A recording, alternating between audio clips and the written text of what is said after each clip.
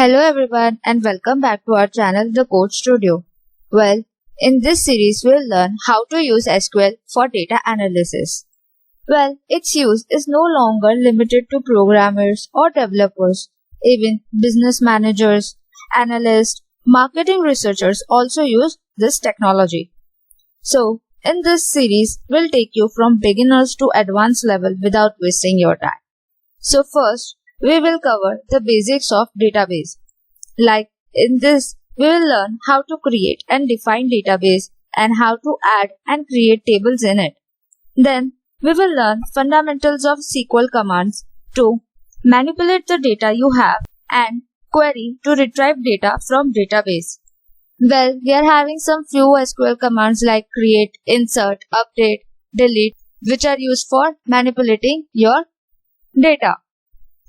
Next, we will see how to filter or sort data from database so that we retrieve only relevant information and that too in order we like.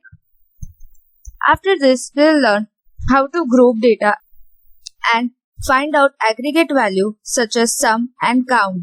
Example, if we want to count total number of orders or customers from our table, or if we want to count total number of females who are living in a place like Ahmedabad or anywhere else. Next, we'll learn how to combine and take out data from multiple tables when we will discuss joins. As you can see, we are having 4 types of joins. After this, we'll learn about subqueries. That is basically a query inside a query. Then we'll learn about the view and indices, which are mainly performance enhancement tool for database.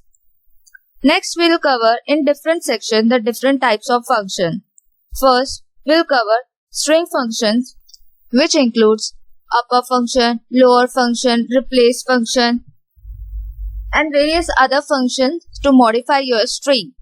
Second comes mathematical functions, where we will learn how to generate random numbers, finding minimum or maximum values, how to round off decimal numbers, and how to use power or square root functions.